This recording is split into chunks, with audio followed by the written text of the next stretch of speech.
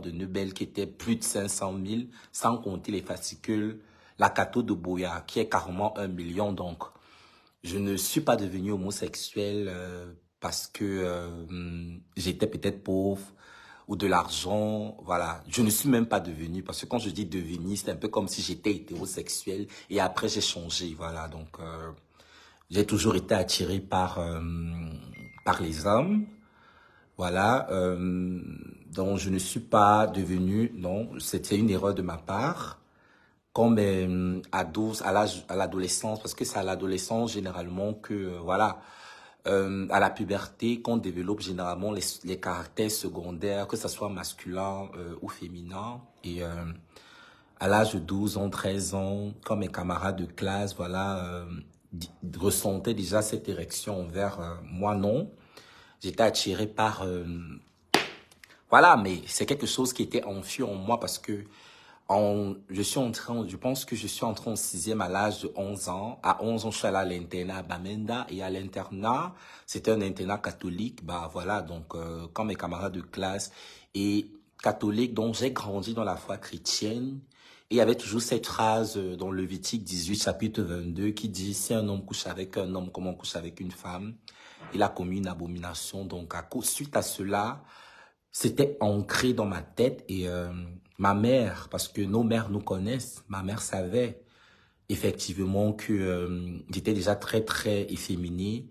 Et j'ai vu un post comme quoi, généralement, pourquoi est-ce que le post où ma mère, je parle de la capture d'écran où elle m'appelle Poupée Pélisson, j'ai vu des commentaires comme quoi, et c'est ce que les gens de mon quartier disaient souvent.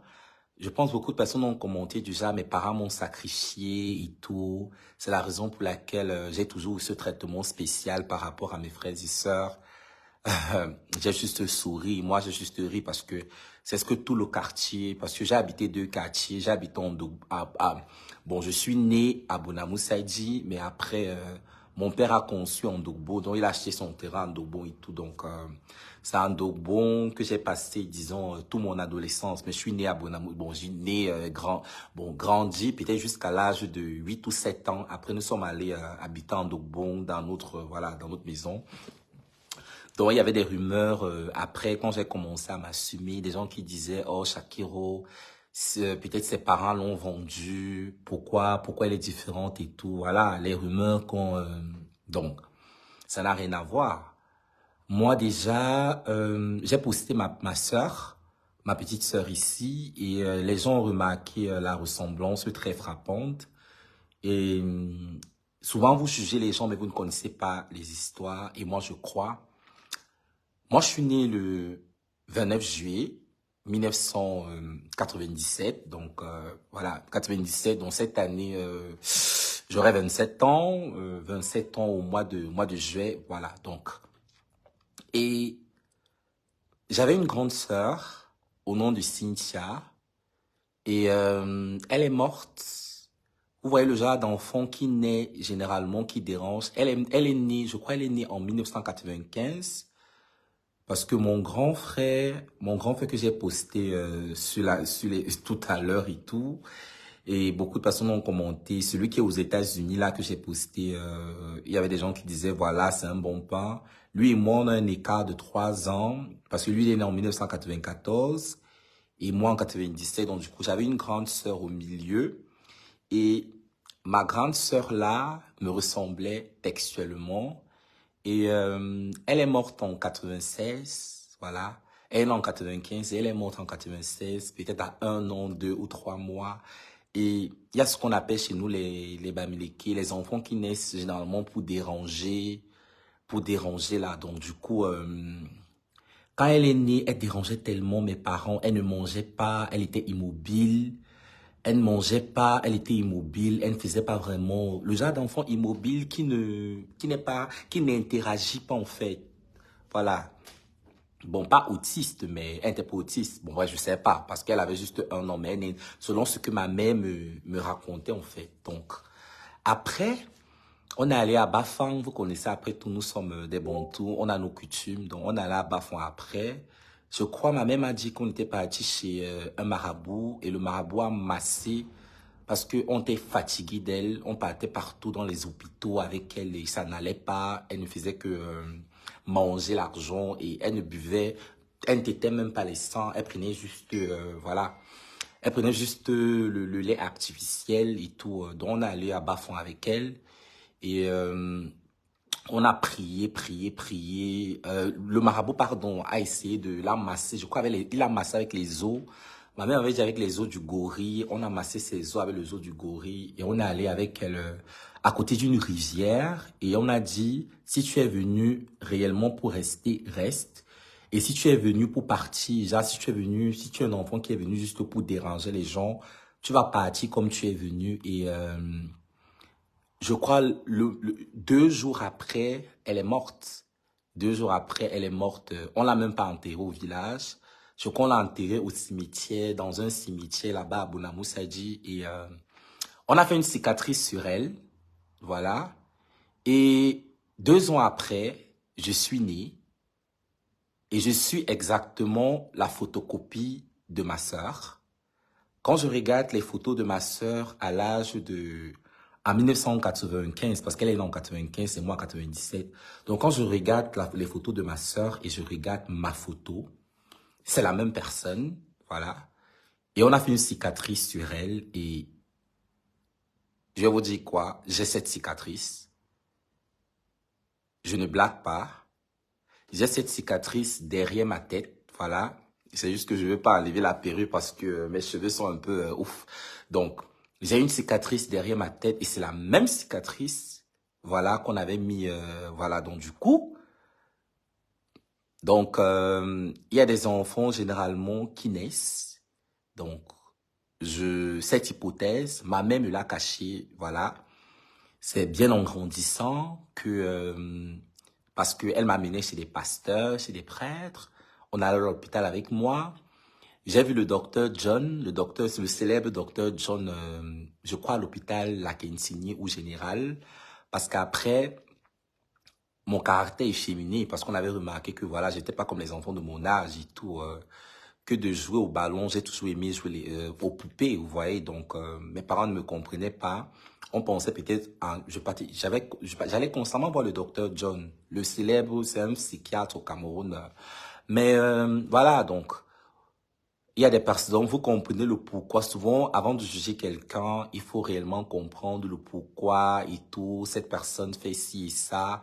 Et j'ai ma relation personnelle avec Dieu actuellement.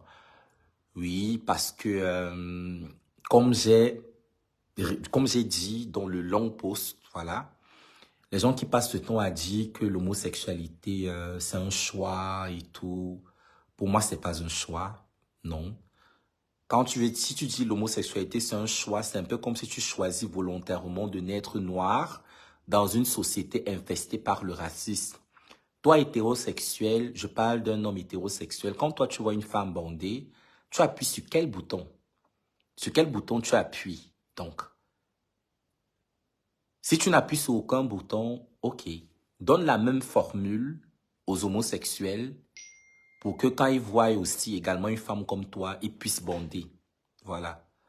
Donc, parce que je ne vois pas le pourquoi quelqu'un va accepter volontairement, ouvertement, de devenir homosexuel. Parce que je ne vois pas l'avantage d'être homosexuel parce qu'après, tu es rejeté par ta famille, tu es insulté, tu es marginalisé, tu es martyrisé, tu es mis à la marge de la société. Donc, oui, certes, il y a certaines personnes qui deviennent homosexuels par suivi moto. Voilà, et d'autres personnes deviennent, voilà, donc, ça, ce n'était même pas le vif du sujet, donc, maintenant, je vais aller dans le vif du sujet. Le vif du sujet, c'est ceci. Donc, moi, quand j'ai fréquenté, donc, partagé, voilà la partie la plus intéressante de la, donc, voilà la partie la plus intéressante. Donc, moi, quand j'ai fait le collège moderne bilingue et lauréat, j'ai connu personnellement Mozane. Je parle de Mozane, l'influenceuse Pierre Précieuse. Je parle de Pierre Précieuse, donc voilà, et je vais dire la vérité. Pierre Précieuse et moi, on n'était pas si proches Parce que moi, je faisais la section anglophone. Je parle de Mouzane, pierre précieuse, qu'on a posté partout dans les réseaux sociaux. Je parle de, elle est plus sur Instagram, elle n'est pas trop Facebook. Mouzane, pierre précieuse. On a fait le lauréat, le collège moderne bilingue, les lauréats ensemble. S'il y a des personnes qui ont fait le collège moderne bilingue, les lauréats, dans les années 2014 à 2016, donc, parce que moi, j'ai eu le bac en 2015. C'est en 2015 que j'ai eu le bac. Et j'ai connu Mozane en classe de terminale. Voilà, je pense que je faisais terminale. Elle faisait encore seconde. Donc, c'est une petite fille. Elle est musulmane, voilà. Et elle aimait bien tout ce qui est événementiel, organiser les fêtes. Et je me souviens très bien, parce que moi, Shakiro, quand tu es généralement très efféminé, les filles aiment marcher avec les personnes efféminées. Ça, c'est un fait parce que elles nous trouvent drôles. Elle m'avait demandé de ramener des filles lors des soirées culturelles pour les défilés de mode et tout. Chose que j'avais fait. C'était juste pour le défilé. Je parle de mes copines de l'extérieur pour venir mettre le show. Donc, c'est une fille qui a toujours aimé tout ce qui est événementiel. Voilà, elle a toujours aimé. Donc, c'est une fille qui a toujours aimé tout ce qui est donc événementiel. Moi, je la connais, oui. Même quand on parle de recruter les Miss, elle était membre, je pense qu'une année même, cette année, elle était carrément, il y avait un nom là qu'on appelait au collège. Comment on appelle les gens qui organisaient tout ce qui est événementiel au collège là comme ça? Oh, arrête un peu de faire tes batteries, machin, là, ferme ta bouche. Donc, comment on appelle les gens qui ont généralement cette fonction d'organiser tout? Oh, le nom là est en train de m'échapper. En anglais, on appelle ça social prefect. Social prefect. Donc, en anglais, ça s'appelle social prefect. Donc, et pour le Pinky Money, c'est quelque chose qui a chauffé. Je ne pense plus qu'on organise généralement le Pinky Money à l'heure actuelle. Mais je me souviens très bien, parce que moi, j'ai fait la section anglophone et j'avais des copines qui allaient constamment à Boya. C'était un manoir, c'est-à-dire une grande maison, un peu comme un manoir.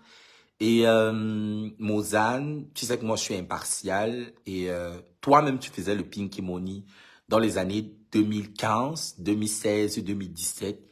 Et tu vis à Bounamou, ça dit, et c'est-à-dire, Mozane connaît je parle que ce soit les gars du dehors, Mozane connaît parce que moi je parle parce que souvent elle venait même dans ma salle de classe pour chercher les petites filles très très belles là.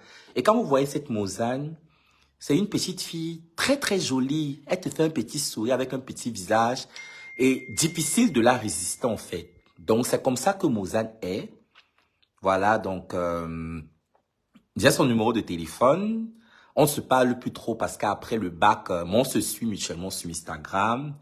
Et après le temps, je ne suis pas en train c'est-à-dire de témoigner exactement si volontaire. Mais moi, je sais que tu marchais, je t'ai déjà vu avec Bobda, voilà, je t'ai déjà aperçu avec Bobda. Donc, c'est pas quelque chose que tu vas nier. C'est juste parce que nous ne sommes plus, vous voyez, 2015 et 2000, nous sommes en 2024, tu vois. Parce que Mozane, c'est une petite fille qui a toujours aimé le dehors et c'est un peu comme aujourd'hui. Comment on a su que Biscuit de mer vend le piment? Si les gens ont su que Biscuit de mer vend le piment, c'est parce que quand tu deviens célèbre, les gens vont chercher à connaître ton ancienne vie. Parce que Biscuit de mer est devenu célèbre sur la toile par rapport à son style de vie, son lifestyle. Biscuit de mer n'est pas devenue célèbre peut-être parce qu'elle est actrice ou bien elle est non. Les gens ont commencé à suivre Biscuit de mer parce qu'elle était physiquement, elle est très belle. Elle a un physique très attrayant, le plastique et tout, voilà. Mais elle n'a jamais ouvertement, c'est-à-dire dit que oui, je vends le piment, mais non, mais on sait tous qu'elle vend le piment. Parce que c'est pas comme si elle a un métier pour s'offrir des sacs Louis Vuitton à 10 000, 15 000 euros. On sait tous ce qu'elle fait, en fait. Donc, mais elle n'a jamais ouvert sa bouche. Et les gens ont su qu'elle vendait le piment parce qu'ils sont allés dans ses anciennes photos Instagram. Si vous allez dans les anciennes photos, je parle des, attends, je parle des anciennes photos Instagram, les anciennes photos Instagram de Biscuit de mer. Si vous descendez il y a des photos d'elle carrément en maillot de bain, avec des tatouages sur son pubis, sur pas des anciennes photos. Bref, c'est comme ça qu'on a su qu'elle vendait le piment. Donc, je me souviens très bien cette année, les années 2015-2016 avec Mozane. Mozane aimait très bien venir dans les salles de classe. Elle allait dans chaque salle de classe pour voir les plus belles filles. Parce que Mozane, à l'époque, était l'une des élèves les plus populaires. Je parle des gens qui ont fréquenté au collège moderne, Bilingue les lauréats. Donc, je n'invente rien. C'était une fille qui connaissait tous les grosses têtes, tous les grands, je parle comment on les appelle? Ceux qui font dans l'événementiel, là, les public announcers and everything. Donc, comment ça, il n'y a pas de son? Il n'y a pas de son? Donc, aujourd'hui, ça ne m'étonne pas. Mozane elle-même, elle faisait le Pinky Money, oui, parce que le Pinky Money a chauffé des années 2015-2016. Tu allais au Pinky Money, donc c'était une maison et on prenait généralement des filles très jeunes. Des filles très très jeunes, entre 15 à 25 ans. Généralement, nous étions tous encore au secondaire. Nous étions au secondaire entre la troisième et la terminale et ça se passait généralement pendant les vacances, pendant les grandes vacances. Donc, tu allais dans une grande maison à Boya, voilà. Et dans cette maison, quand tu arrivais, même à l'entrée, on prend ton téléphone. Donc, on ne filme pas. Moi, bizarrement, parce que moi, j'ai toujours eu ce courage. J'avais des amis qui faisaient le Pinky Money. Et j'avais des amis généralement, moi je partais, moi j'étais parti au Pinky Money, mais je ne suis pas entré. Je n'ai pas pu entrer parce que je ne suis pas une femme biologique en fait. Je n'ai pas, je n'ai pas, je n'ai pas le tot parce que voilà, donc à cette époque, moi je voulais entrer au Pinky Money, mais ils ont dit, mais Shakiro, non, mais t'es pas une femme. T'es pas une femme, tu ne peux pas. Donc du coup, moi je suis resté, je n'ai pas attendu dehors, mais je pense que je suis allé attendre chez une autre amie qui vivait à Boya. Et dans le Pinky Money, quand tu arrives là-bas, on confisque ton téléphone, voilà, comme je l'ai dit précédemment, et vous dansez nu. Je dis bien vous dansez nu. Et dans le Pinky Money, tu vas voir des grandes stars comme, voilà, comment on appelle l'artiste là, l'artiste nigérian. Ils sont deux artistes nigérians. Il y a Flavor. Voilà, je n'ai pas vu Flavor de mes yeux, mais mes amis qui ont assisté au Pinky Money, avec qui j'étais au collège moderne Bilingue et lauréat, elles m'ont dit qu'elles ont vu Flavor avec les yeux comme ça et elles ont couché avec lui. Il y a Flavor, il y a P-Square, il y a je parle les jumeaux, les P-Square du Nigeria. Et celui-ci, Mr. Leo, voilà, donc voilà les artistes qu'elles ont vus au Pinky Money. Parce que quand tu arrives là-bas et vous dansez nus et ma copine est ressortie carrément le jour-là avec plus de 2 millions. Je n'avais jamais vu bon, peut-être l'argent de mon père. Quand mon père comptait souvent son argent pour payer, peut-être mon père, mais je n'avais jamais vraiment touché. J'ai vu de loin, mais touché. J'avais quel âge à l'époque? C'était les choses quand je faisais première, parce que j'ai eu le bac à 17 ans. Les choses à l'école, à cette époque, 2015, 2014, je faisais peut-être première, 2015, parce que j'ai eu le bac en 2015, 2014, 2013, quand je faisais entre seconde, première, un truc comme ça. Donc, j'ai vu ça comme ça, j'ai dit que waouh. Et ma copine, quand elle me raconte ce qu'elle a fait là-bas, on l'a mis ce que vous connaissez là dans tous les trous. Je dis bien tous les trous. Et nous tous, nous étions des enfants de familles très aisées. On n'avait pas faim. Mais vous connaissez souvent les enfants de familles très aisées. Voilà, surtout les enfants de Bounamou Sadi. Si tu as un camarade de classe, peut-être qui a le iPhone 6. Parce que dans les années 2015, c'était le iPhone 6S Plus qui chauffait. Parce que le iPhone 6 est sorti en 2015. Et nous tous, on voulait le iPhone 6 ou le iPhone 7. Et beaucoup de filles, généralement, se prostituaient.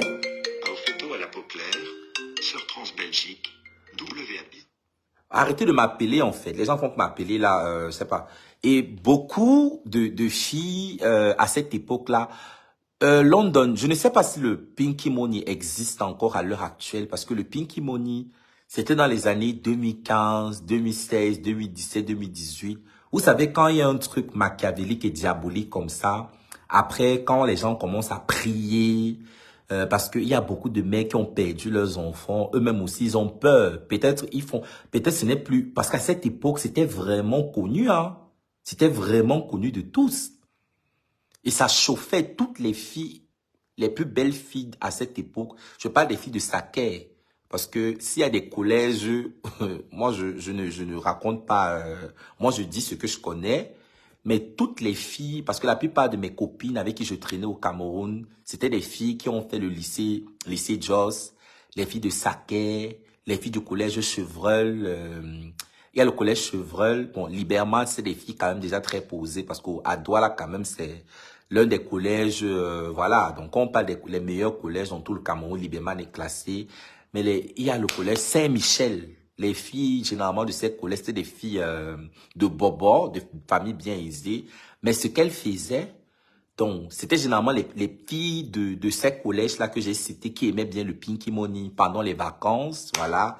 Parce que oui, même si tu sors d'une famille très aisée, parce que moi, après, même si ton père te donne 2000 en classe de terminale et tout, voilà, ça ne suffit pas parce que en terminale, le Chop et Yamo n'était pas loin du lauréat et tout. Et on veut frimer parce qu'après aussi, il y a les grosses voitures qui garent, voilà. Donc, je vais pas trop entrer dans les détails.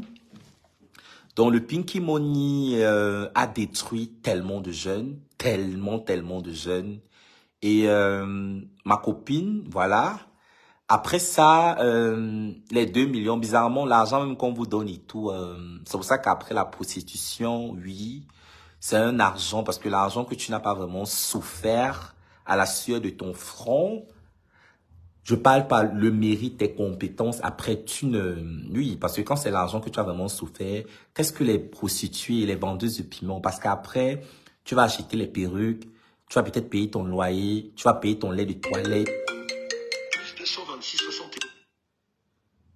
Tu vas payer ton loyer, tu vas payer, voilà. Et après, qu'est-ce que tu vas faire avec, en fait? Donc, qu'est-ce que tu vas faire? Généralement, cet argent, tu n'utilises pas ça. Donc, ma copine, là, après, quand je vous dis, elle était vraiment détruite.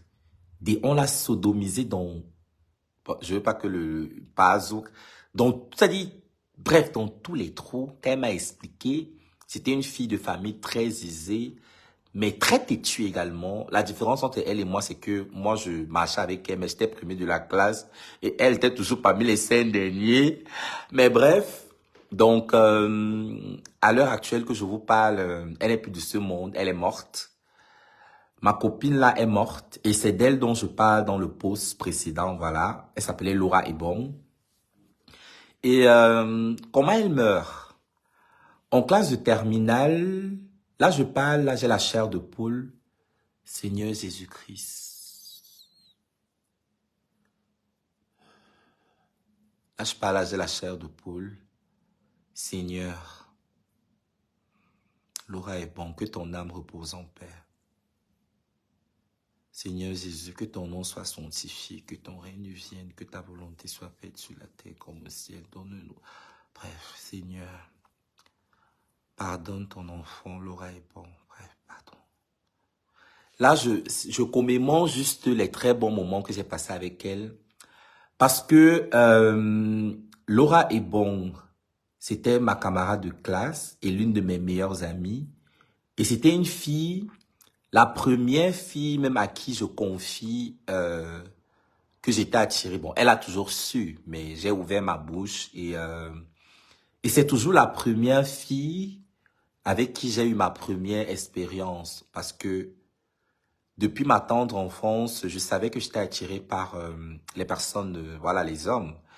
Mais j'écoutais souvent mes camarades de classe qui se moquaient de moi, qui me disaient tu ne sais pas ce que c'est de goûter la femme, voilà, tu ne sais pas ce que tu rates et tout, avec la femme qui est bon là. À cette époque, je n'avais même pas encore, j'étais jeune, 17, j'avais peut-être 16, 15 ans, 14 ans, 13 ans, 12 ans. Depuis l'école secondaire, déjà même depuis l'école primaire, on m'appelait fille-garçon. Je n'avais même pas vraiment décidé mon orientation sexuelle, mais j'écoutais déjà des rumeurs, des moqueries des camarades. Vous savez comment certains camarades de classe peuvent être si méchants. Donc, et ça m'affectait tellement et je me suis... Et ma copine savait que j'étais puceau à l'époque et On a fait, voilà, ce que vous connaissez, mais j'ai pas du tout ressenti quelque chose. Et c'était une métisse. Elle était l'une des plus belles filles au lauréat, voilà. Et ma copine a fait ça avec moi parce qu'elle ne voulait pas que je devienne. Elle se disait, voilà, que si on fait ça ensemble et tout, je ne... Et elle était fatiguée que quand on marche ensemble, parce qu'elle m'aimait, on se moquait. Voilà, on se moquait d'elle, que tu marches avec qui comme ça et tout. Mais j'ai rien ressenti et voilà, j'ai rien ressenti. J'ai pleuré, j'ai mis mon genou au sol. Dieu seul sait à combien de fois je me suis mise à genoux. J'ai invoqué le Seigneur Jésus-Christ pour qu'il me délivre de ce qu'on appelle l'homosexualité. Bon, déjà que moi, je ne me considère pas comme un homosexuel. Parce que les homosexuels, un homosexuel, les vrais homosexuels n'ont pas de caractère efféminé. Les vrais gays sont très virils. Je sais que les gens vont venir, je parle des hommes de Dieu, mais la transidentité n'a rien à voir à faire. Parce que moi, je connais des hommes qui couchent uniquement qu'avec les femmes trans. Voilà. Qui couchent avec des femmes transgenres. Voilà. Transgenre, il y a des hommes trans, il y a des femmes trans. Moi, je suis une femme trans. Femme trans veut dire quoi? Une femme trans est tout simplement ce que je vous répète depuis la nuit des temps. Une femme emprisonnée dans le corps d'un homme. Donc, voilà la définition de femme transgenre. Tu es né biologiquement homme, mais biologiquement homme, c'est-à-dire tu as un sexe masculin, mais au fond de toi, je parle de ton appartenance, ton identité de genre. Ton identité de genre est féminine parce que les gens pensent que le genre, généralement, c'est ce qu'on nous apprend à l'école, le masculin et le féminin. Non. Il y a ce qu'on appelle l'expression de genre. Oui, tu as un sexe masculin, mais comment est-ce que tu te regardes? Tu te regardes quand tu es face à ton miroir. Donc, quand moi je suis face à mon miroir, je veux mettre du maquillage, je veux me coiffer, je veux mettre des talons. C'est ça qu'on appelle la transidentité. Donc, ça n'a rien à voir à faire. C'est comme il y a des femmes qui aiment porter des vêtements. Voilà la question que je vais vous poser un peu. Pourquoi quand c'est un homme qui est peut-être ouvertement transgenre, on trouve ça très choquant? J'ai souvent causé avec des amis garçons, des amis hétérosexuels. Ils vont souvent me dire qu'ils préfèrent encore voir une femme qui se comporte comme un homme parce qu'ils trouvent ça sexy. Je leur ai dit, c'est tout simplement parce que tu es attiré par les femmes, c'est tout. Mais quand c'est un homme peut-être qui devient une femme, c'est trop choquant. Donc l'homosexualité, le lesbianisme et voilà, et l'homosexualité masculine. Donc ça veut dire que le lesbianisme est toléré, quoi. Ok, d'accord, d'accord. Donc c'est ce que je suis en train de dire. Et ma copine là, donc là j'étais en train de, le direct va dans tous les sens. J'étais en train de, voilà. Donc ma copine là a écrit à Biscuit de Mer via sa page Instagram. Ma copine allait écrire à Biscuit de Mer. Plus 226 71. Oh, qui me fait que m'appeler en fait? Allô? Allô, c'est qui? Oui, qui est-ce? Mais qui est-ce en fait? Qui m'appelle? Oh, arrêtez un peu là. Donc, ma copine allait écrire à Biscuit de Mer sur sa page Instagram. Voilà. À l'époque, en 2015, nous faisions terminale. On faisait terminale cette année-là. Donc, ma copine, Laura Ibon, dont je vous parle, qui est décédée aujourd'hui, est allée écrire à Biscuit de Mer via sa page Instagram. Vous savez, Biscuit de Mer, c'est, disons, un démon déguisé en ange. Voilà. Parce que tout ce qui arrive à Biscuit de Mer, c'est pour ça que moi, j'ai jamais vraiment... Bon, même si j'ai pleuré Biscuit de Mer, c'était pas pure hypocrisie. Voilà. C'était pas pure hypocrisie que je l'ai fait. Peut-être, oui, la solidarité féminine, mais après, c'était la pure hypocrisie. Parce que, je sais pas les gens qui me parlent de mon make-up depuis. Je vous dis que c'est la lumière, en fait. C'est la lumière, c'est le ring light. Je ne sais pas ce qu'ils sont en train de vouloir comprendre, en fait. J'ai mis le ring light. C'est le ring light qui est en train voilà. Donc, vous voyez que c'est le ring light, en fait. C'est la lumière. Vous voyez bien le truc, et c'est très fort. Je n'ai même pas vraiment mis de pause comme vous pensez, en fait. Donc, c'est le ring light qui brille sur mon visage. Bref. Le make-up n'est pas important. Donc, vous aurez toujours des trucs à redire sur le maquillage. C'est même pas le make-up qui est important ici.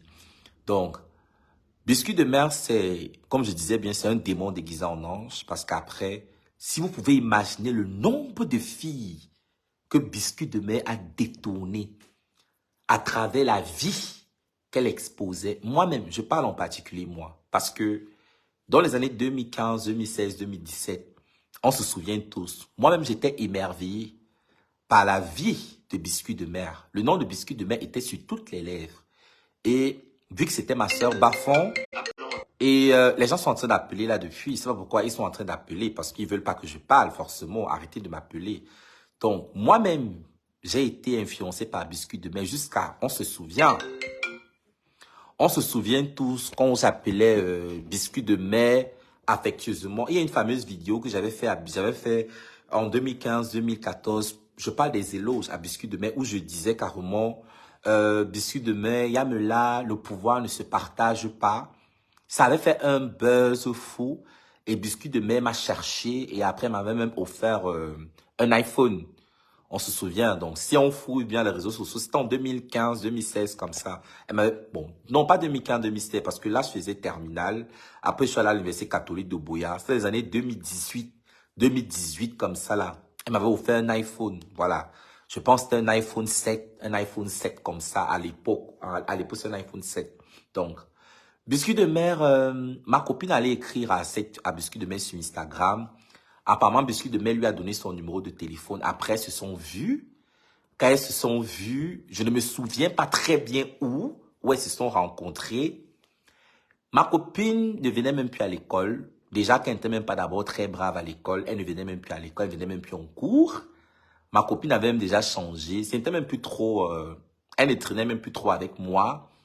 Je voyais maintenant ma copine Biscuit de mer avec les filles qu'on appelle Dan Gaël.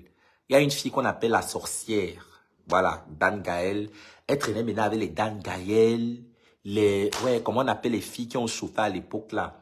Il y avait une fille qu'on appelait la panthère d'Undé. La panthère d'Undé comme ça à l'époque. Elle traînait avec toutes les vieilles rombières la maman. Je tamponnais seulement ma copine à Bonapriso dans des endroits vraiment pas catholiques avec les papas de 60 ans, 70 ans. Moi-même, j'ai seulement respecté le code. Elle traînait avec Biscuit de mer et Biscuit de mer la postait même. C'était une métisse. Elle s'appelait Laura Ebon. Donc, je n'ai pas envie de poster sa photo ici parce que sa famille, déjà le fait que j'ai mentionné son nom, son grand frère m'a appelé et il m'a dit non, Shakiro et tout. Je n'aimerais pas, voilà. Je veux que son âme repose en paix et tout. Donc, je n'ai pas envie de réveiller ça ici parce que son grand frère m'a appelé aujourd'hui, m'a dit non, Shakiro, même si je dois parler, voilà, mais le fait de poster ces photos ici. Donc, ma copine a commencé à marcher avec Biscuit de mer. Elle partait dans les boîtes de nuit. À l'époque, c'était le Biblos Night Club. Il y avait une boîte là qui chauffait beaucoup. La Sanza à Yaoundé. Il y avait aussi la boîte qui chauffait beaucoup comme ça. L'Étoile. Je pense que c'était l'Étoile. Mais c'était l'Étoile Night Club comme ça là. Voilà. Donc ma copine allait là-bas tous les samedis. Voilà. Le Georges Sand et tout. Donc, voilà. Hmm, attends un